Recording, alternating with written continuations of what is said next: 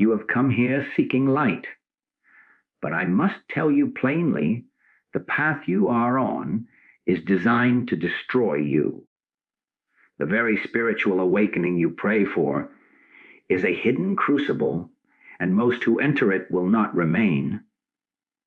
They will be turned back, shattered, or lost in a maze of their own creation. This is not about gentle growth or borrowed wisdom. This is an alchemical fire that demands everything you have ever believed. About God, about yourself, about this world, be cast into the flames. There are distinct, relentless stages to this unfolding, and few consciousnesses survive them intact to reach the other shore. You feel the stirring, the divine discontent. But do you have the courage to see what stage of the severance you are now in? Do you dare to look at the precise challenge before you and understand why so many falter? What you will discover here will not comfort the person you think you are. It will begin the sacred work of its dissolution. Listen now and know where you truly stand. Now, let us go directly into the first keynote, understanding this is where the great separation begins. You believe you are seeking God, seeking truth, seeking enlightenment. You have read the books, you have practiced the meditations, you have followed the teachings. Your entire spiritual endeavor is built upon this fundamental premise that you are here, and what you are looking for is there. This is the primal illusion, the very cornerstone of the ego's spiritual empire. You are operating under the assumption of a separation that must be bridged by your effort, your dedication, your worthiness. But I tell you, this seeking is the final, most subtle barrier. It is the activity of the mind dressing itself in sacred robes, convincing itself it is on a pilgrimage, when all the while it is running in circles around its own prison. Consider the person who spends years, decades, searching for love. They move from relationship to relationship, always feeling that something is missing, always looking for the perfect partner to complete them. They are seeking love out there. But what if love is not an external prize to be found, but the very nature of their own being, obscured only by their frantic search? Their seeking is what perpetuates the feeling of lack. It is the same in our soul, called spiritual life. You pray to a God in a distant heaven. You quest for a peace that exists in some future state of attainment. Your daily practice becomes a subtle form of bargaining with the universe. If I sit in silence for this long, if I am kind enough, if I understand this scripture, then I will be rewarded with the experience I desire. This is not spirituality, it is commerce. It is the mind's attempt to control and possess the very thing that cannot be owned. The thrilling, yet terrifying, pivot of this first stage is the dawning realization that you are not the seeker. The sense of I, that is doing the seeking, is itself the problem. The moment this truth even whispers at the edge of your awareness, your entire constructed world shudders. All your practices, your hard-won spiritual credentials, your identity as a good seeker, a devoted student, they are all threatened. This is why so many turn back here. It is too unsettling. To give up seeking feels like giving up hope, like spiritual suicide. It feels like walking to the edge of a cliff and being asked to step off into nothingness. But the truth is not found in the cessation of activity, but in a profound reorientation of understanding. The shift is from seeking to acknowledging, from striving to surrendering to what is already and always has been present. The peace you seek is the very silence that exists between your thoughts, not the thought of peace you are chasing. The God you pray to is the very consciousness that is aware of the prayer, not the conceptual deity you are addressing. Your daily life becomes the laboratory for this discovery. That moment of sheer frustration when your meditation feels empty and fruitless. What if that very emptiness, stripped of your judgment of it, is the reality you were seeking all along? That instant of sudden, unbidden beauty, a shaft of light through a window, the laughter of a child, that stops your mental chatter completely. In that pause, where were you seeking? You were not. You were simply being.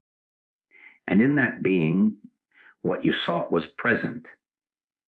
This is the great and challenging transition from being a seeker on a path to becoming the very ground upon which the path appears. It means looking at your daily rituals, your morning contemplation, your acts of service, and asking a terrifying question: am I doing this to get somewhere, or am I doing this as an expression of the love and life that is already here, moving as me? The difference is everything. One is a burden fueled by lack. The other is a celebration. When you sit to be with God, you must begin to discard the image of whom you are sitting with, and instead rest in the awareness that is doing the sitting. You are not a vessel waiting to be filled from a source outside. You are the ocean mistaking itself for a single, isolated wave, crying out for water. The mind will revolt. It will scream that this is passivity, that you must strive, that you must purify, that you must progress. It will conjure up new, more refined things to seek. Seeking, non-seeking, perhaps. The work here is to see that every impulse to seek is just another ripple on the surface. Your responsibility is not to follow the ripple, but to gently, persistently, turn attention back to the depth from which it arose. You begin to see that every problem, every ache, every longing in your human experience was an invitation to seek. And now you are learning the radical response, to stop and to listen, not for an answer, but to the very presence that is listening. The seeker dissolves, and what remains is a startling, simple, and unshakable fact. You are the living presence of the divine itself, and all your seeking was merely its play to rediscover its own face in the mirror of your experience. This realization does not come as a blast of light, but as a quiet certainty that steals into your heart when you are not looking, ending the search by revealing that you were never, for one instant, separate from what you sought. And so, with the ground of seeking pulled from beneath your feet, you find yourself not in a glorious new dawn, but in a profound and terrifying emptiness.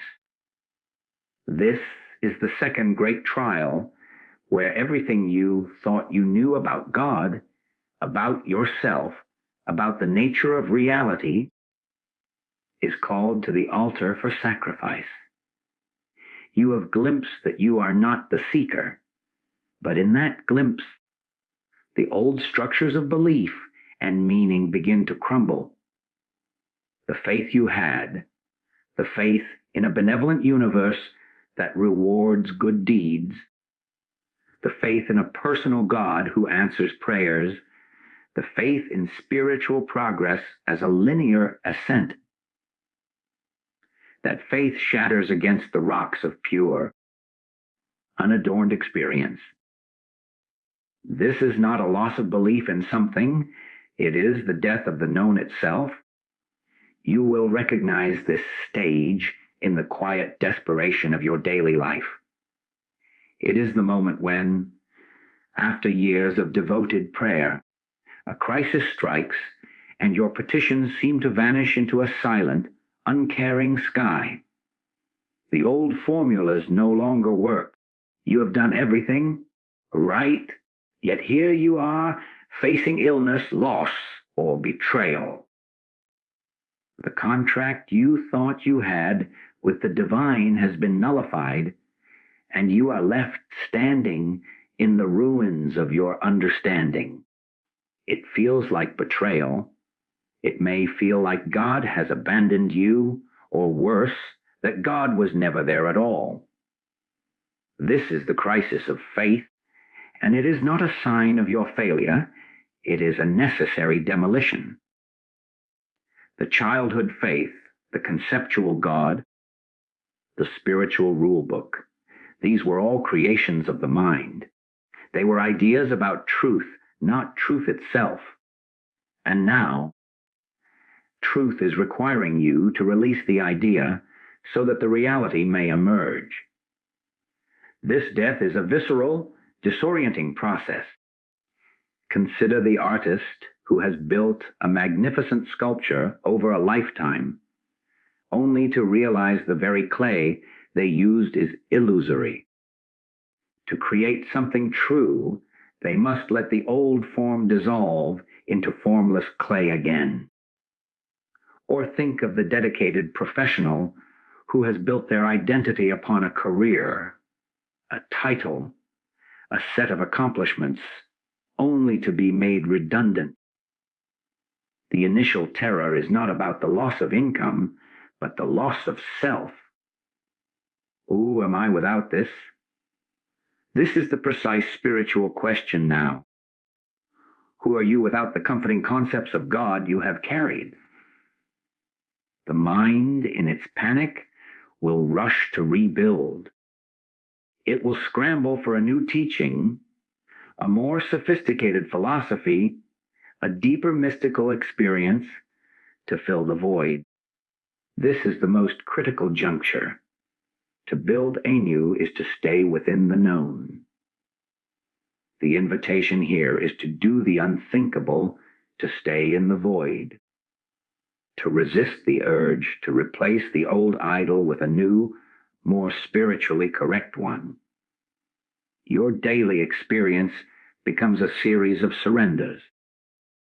You face a problem, and your instinct is to turn to your old prayer, your old spiritual understanding for solace and solution. But now, that inner cupboard is bare.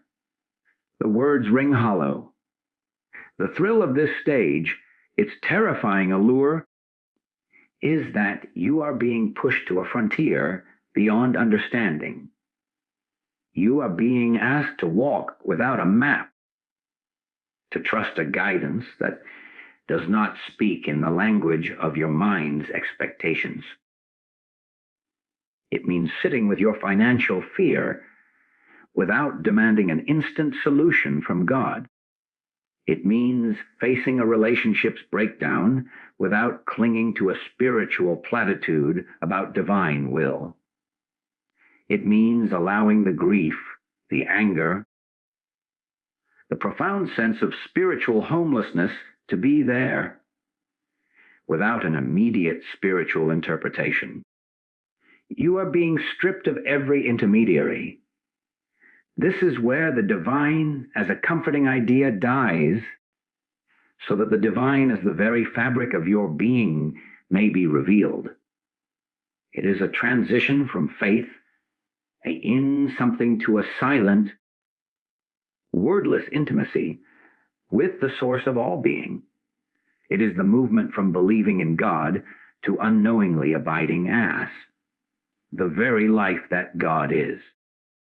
The mind interprets this as a dark night, a period of aridity. But in truth, it is a profound act of grace. You are being weaned from the milk of concepts so you can digest the solid food of pure being.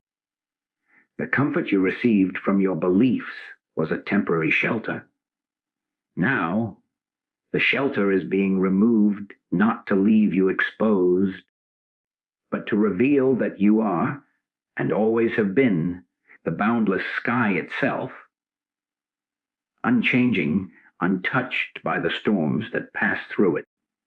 The old known must die because it was a limitation, a box for the infinite. Your grief is not for the loss of God, but for the loss of your idea of God. And in that very grief, if you do not turn away, you may sense something startling, a presence that is not separate from the achy itself, a vast, silent awareness that holds the feeling of abandonment without being abandoned.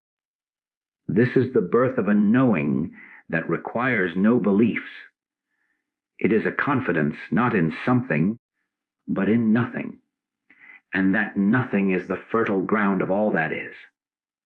The crisis, therefore, is the birth pangs of a consciousness that is moving from relationship with God to the realization of identity as God. The death of the known is not an end. It is the ruthless, compassionate precondition for coming alive to what you truly are, beyond all names and forms. Having passed through the silent dissolution of all you knew, a new and subtle danger arises, more alluring and deceptive than the void itself. This is the stage of the false summit, the spiritual climax that feels like an arrival, but is in fact a beautifully disguised plateau. After the austerity of unknowing, the mind, ever cunning, is presented with a profound experience, a state of perfect peace, an ecstatic union, a vision of divine light, or a sustained period of effortless joy. And it declares, this is it. I have arrived. The journey is over. You have mistaken the ecstasy of the breakthrough for the final destination. This is perhaps the most common point of departure for those who will not survive the full ascent, for who would willingly leave paradise. You will see this in your own life. After a long period of struggle in your career, you finally land the prestigious position. The initial euphoria is immense. You feel validated, successful. You have made it. But soon, the new role becomes simply another set of challenges, and the lingering question of deeper purpose quietly returns. The promotion was not the final answer. It was a temporary experience of success. In the same way, the spiritual experience, no matter how luminous, how convincing, is an event of in-consciousness, not the permanent nature of consciousness. It comes and it will go. To build your home upon it is to build on sand. This ecstasy is the divine's gift, a taste of reality to encourage the traveler, but it is not the reality itself. It is the sweetness of the fruit, not the root and soil of the tree. The mind, however, desperate for achievement and conclusion, seizes upon it. It creates a new spiritual identity. The enlightened one, the realized being, the chosen channel. You may find yourself speaking with newfound authority, subtly looking upon others as less advanced. Your daily practice may shift from open-hearted seeking to a maintenance of this special state, a clinging to the peak experience. You become a curator of your own ecstasy, protecting it from anything that might diminish its glow. This is the ego's final, magnificent fortress, built not of stone but of golden light. Consider the musician who, after years of practice, experiences a night of perfect performance. The fusion with the music is absolute. Time stops. It is a transcendent event. If they believe that this experience is their mastery, they are lost.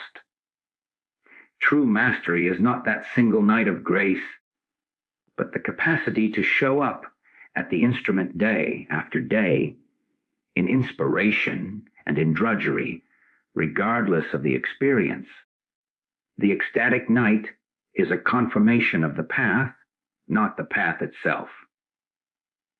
Spiritually, the blissful state is a confirmation of your true nature, but to mistake the confirmation for the substance is to halt the journey. The work here is one of ruthless humility and discernment.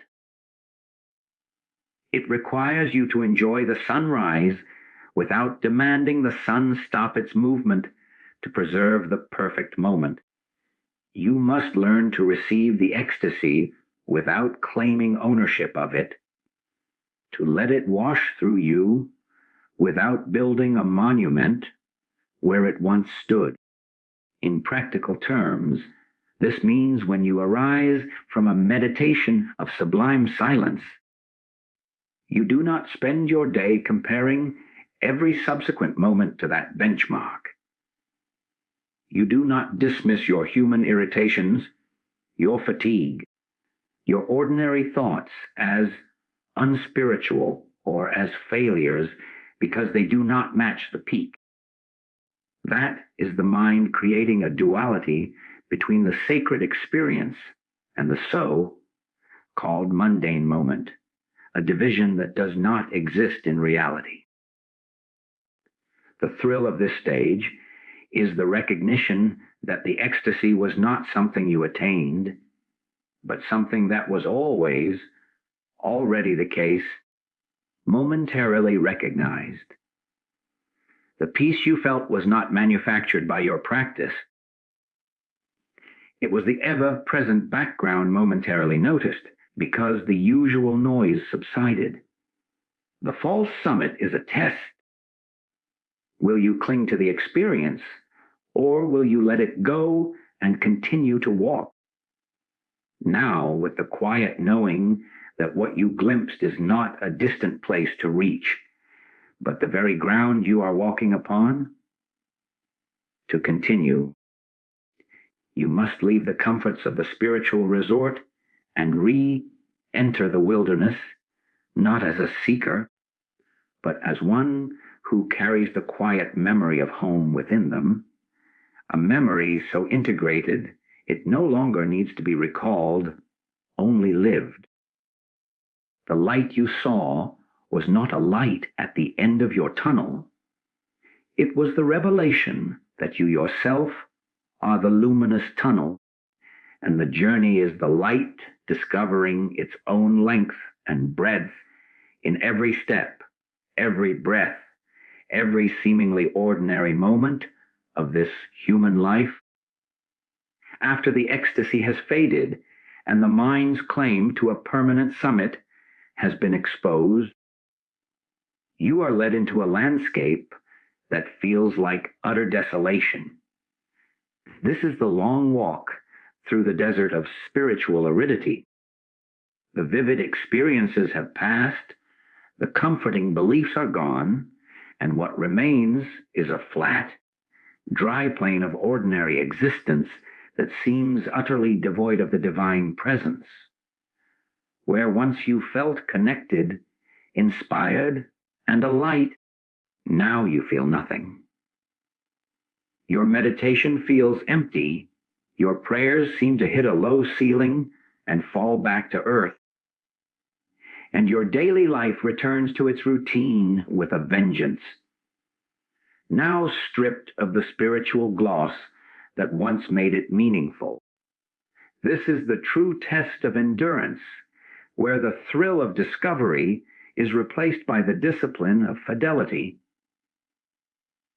This aridity is not a punishment, nor is it a sign that you have done something wrong. It is, in fact, a necessary and purifying fire. The early consolations, the peace, the joy, the sense of union, were encouragements for the infant soul, sweeteners to wean you from the world's pleasures. Now, you are being weaned from the pleasure of spirituality itself. You are being asked to love the truth, even when it offers no sensation in return, to walk the path when there is no visible light, only the faint memory of a star you once followed. This is where the seeker's love of spiritual feeling is transformed into the disciple's love of the principle itself, beyond all feeling. You know this experience in your human relationships. The initial rush of romantic love, the intoxication of new connection, inevitably settles. If the relationship is to deepen, it must move beyond the thrill of passion into the steady, sometimes uneventful, commitment of daily love, making breakfast, sharing burdens, sitting in comfortable silence. The feeling of being in love may come and go, but the substance of love is what remains and is chosen moment by ordinary moment. So it is here. The desert is where your connection to the divine ceases to be a fluctuating experience and is forged into a non-negotiable fact of your being, independent of any internal weather. In this desert, the mind will whisper its most persuasive lies. You have been abandoned. It was all an illusion. You have gone backwards. Everyone else is having visions and breakthroughs. Only you are stuck in this dry emptiness. This is the critical hour. To believe these whispers is to turn back, to spend your life chasing the next spiritual experience, the next teacher, the next technique that will reignite the feeling. But to continue walking, putting one foot in front of the other in simple, faithful practice when no reward is forthcoming, that is the action that forges spiritual maturity. You practice not to ever get peace, but because peace, in its essence, is the truth, and you are aligning with truth regardless of the sensation. You sit in silence not to achieve communion, but because silence is the womb of communion, and you honor it even when it feels barren. Your daily life becomes the raw material of this stage. Doing the dishes becomes your meditation. Answering emails becomes your prayer. Caring for a sick child, managing financial anxiety, facing loneliness. These are not distractions from your spiritual life. They are the very furnace of it now. The question is no longer, where is the divine in this? But, can I be present to this task, this discomfort, this joy, without demanding that it give me a spiritual experience? You are learning to find the infinite not in spite of the finite, but as the finite. The grain of wood in the table, the sound of traffic, the weight of your own body, these are not obstacles to overcome. They are the very texture of the reality you are here to know as one. This aridity, This feeling of God's absence is the final stripping away of a relationship based on mutual gratification. It prepares you for a union that is so total, so seamless, that there is no longer a you and a God to have a relationship. The desert burns away the last vestiges of the seeker, leaving only the terrain itself. And in that scorched, silent clarity, a most subtle shift occurs. You begin to sense that the emptiness you feared is not empty at all. It is a profound fullness that has no opposite. The peace you miss as a feeling is discovered as the very substance of your being, so constant you had ceased to notice it, like the hum of your own blood. The divine presence did not leave. You are being turned inside out, so that instead of looking for a presence in your experience, you realize you are awake as presence, experiencing a world. The desert, by taking everything away, finally allows you to see what was there all along the vast, open sky of your own awareness, in which every experience, ecstasy and aridity alike, appears and disappears like a wandering cloud. You are not walking through a desert. You are discovering that you are the boundless space in which the very concept of a desert arises. Having navigated the desert, you approach what seems to be the final gate, only to discover the most cunning and intimate adversary of all, one that has been walking beside you every step of the way. This is the confrontation with the self as the final barrier. Every previous stage has been a stripping away of concepts, experiences, and consolations that you believed were external to you. Now, the work turns inward with a terrifying focus.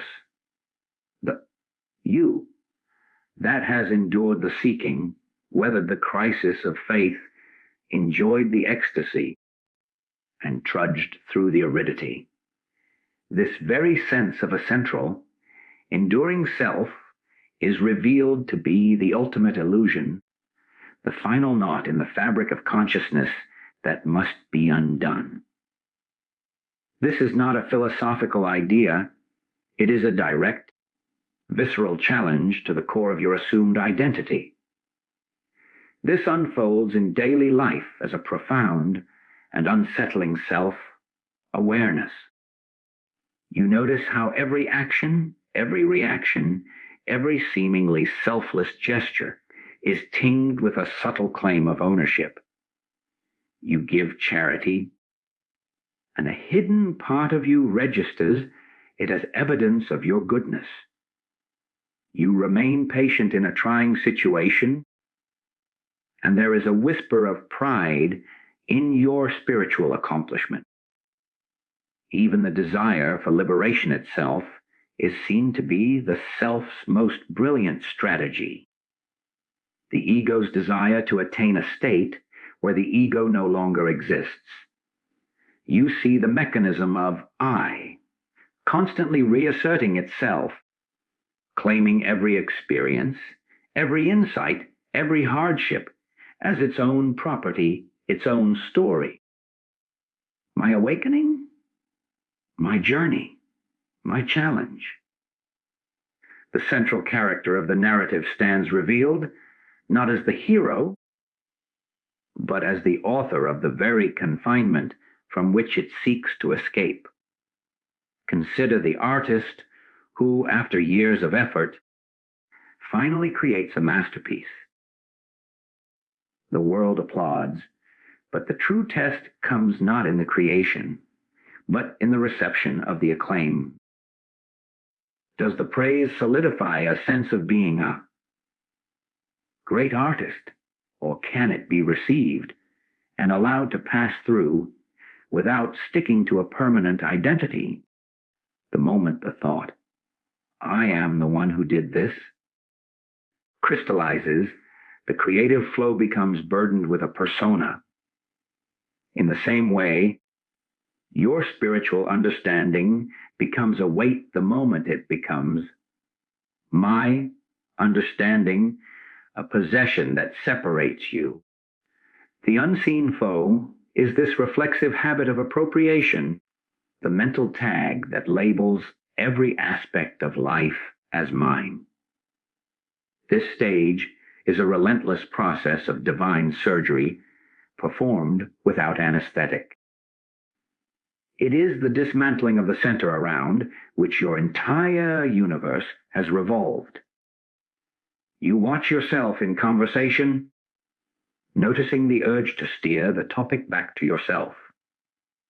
You observe irritation arise and see the immediate, almost electric, charge of, I am being offended.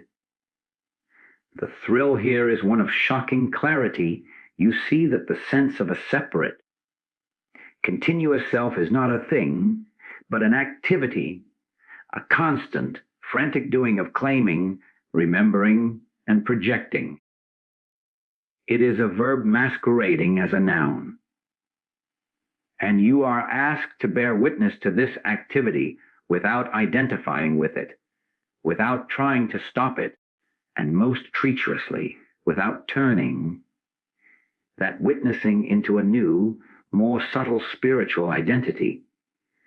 The mind will attempt every evasion. It will propose a new project, kill the ego. But who is the one wielding that sword? It is the ego itself, now in the guise of a spiritual warrior. The work is not destruction, but seeing, a sustained, gentle, and impartial seeing that loosens the glue of identity. You do not fight the thought, I am. You simply notice the space in which it arises and falls. You begin to relate to your own history, your personality, your achievements and failures, as you would to the history of a character in a book, with interest, perhaps, but without the visceral sense that it is you. Your flaws are no longer personal failures, but patterns of energy. Your talents are not personal possessions, but passing currents. This is where the last vestige of a practitioner falls away. There is no one left to do the practice. There is only life happening and a luminous, empty awareness that is one with the happening. The barrier was never a wall to break down. It was a shadow cast by the mistaken belief in being a separate entity. As this belief is seen through, not by force, but by the light of pure attention, a staggering simplicity emerges. The love you sought to express was never yours to generate. It is what remains when the you that tries to love steps aside. The peace you craved was never a state to be achieved. It is the natural condition when the frantic activity of self-construction ceases. You are not becoming selfless. You are discovering that the very premise of a self was an overlay, a story told so convincingly you forgot you were the listener, vast and untouched, and not the character suffering and striving within the tale. The final confrontation ends not with a victory, but with a quiet disappearance of the one who was fighting, revealing that what remains was, is, and always will be wholly free. When the last barrier of self has been seen through, when the central character of your story has quietly dissolved from protagonist to passing cloud, you arrive not at a pinnacle of knowing, but at the very foundation of not knowing. This is the grace of unknowing the silent arrival that was always here. It is not an attainment of new, sublime knowledge to replace the old. It is the falling away of the very need to know, to define, to grasp the infinite with the finite instruments of the mind. After the profound confrontations and arduous journeys, this stage feels like no stage at all. It is the absence of seeking, the absence of a path, and most startlingly, the absence of a traveler who has arrived anywhere. There is only this, ordinary, simple, and utterly complete. This unknowing is not ignorance. It is the opposite of ignorance. It is the mind's humble, joyous surrender to a reality so immediate and so total that it can never be an object of knowledge. You spent a lifetime collecting facts, beliefs, and spiritual concepts, building a library of understanding. Now, you stand in the open air, and the library, while perhaps still visible, is understood to be a collection of maps, not the territory. The territory is the ground beneath your feet, the air in your lungs, the sound of a distant bird, all perceived directly, without the intermediary of a single thought saying, "This is what this is." The thrill here is one of breathtaking simplicity.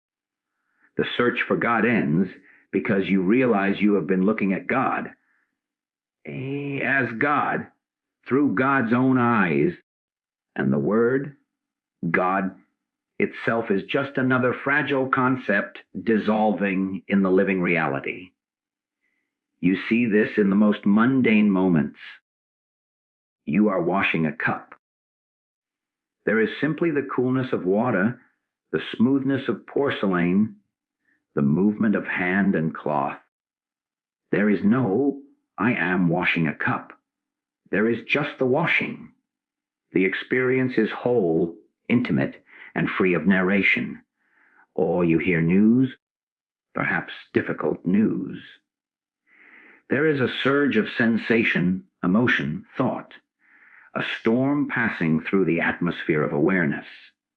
But the old, solid me that would have been at the center of that storm, claiming it, fighting it, or collapsing under it, is conspicuously absent. There is just the storm and the vast, still space that holds it, which you are. This is not dissociation. It is the most profound association possible. A direct participation in life, unmediated by the fiction of a separate self. The mind, even now, may try to conceptualize this state to claim it as enlightenment or non-dual awareness, creating a new and final spiritual badge. But the beauty of this unknowing is that it quietly refuses all such labels. Any label would be a limitation, a knowing, and this reality is prior to and inclusive of all knowing.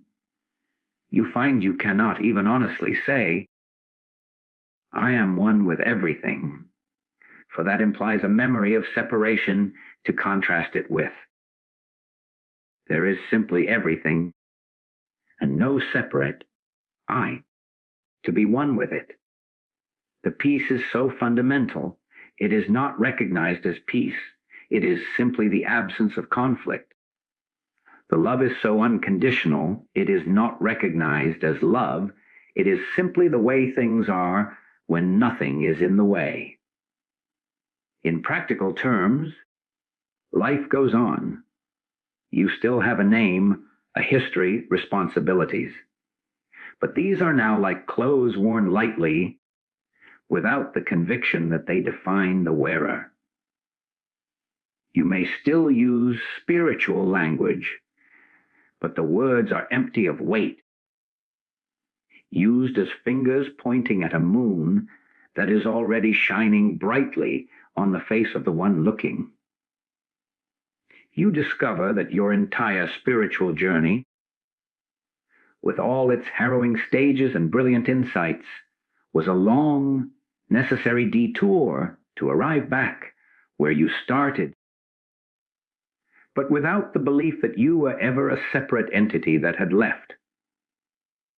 The seeker was the path, and the destination was the discovery that there was only ever the path, and you were not the traveler upon it, but the substance of the path itself. This is the silent arrival. It is not dramatic. There are no fireworks. In fact, the longing for fireworks is seen as just another ripple, another ghost of the old seeking. There is a deep, quiet humor in realizing that what you spent a lifetime pursuing was not a thing to be gained, but a simple, ever-present fact to be recognized, and that the recognition itself does not belong to anyone. It is the universe recognizing itself. The grace is that this is not a personal achievement, but a gift that was always extended once the hands that were too busy grasping were finally exhausted, emptied. You live now not from a center called me, but from the totality of the present moment, which is seamlessly both impersonal and intimately personal. The separate drop has not vanished. It has simply, and at last, realized it was always the ocean, and in that knowing, even the concept of ocean is too small, too known. You abide in a mystery that is no longer a problem to be solved, but a reality to be lived, breath by unknowing breath.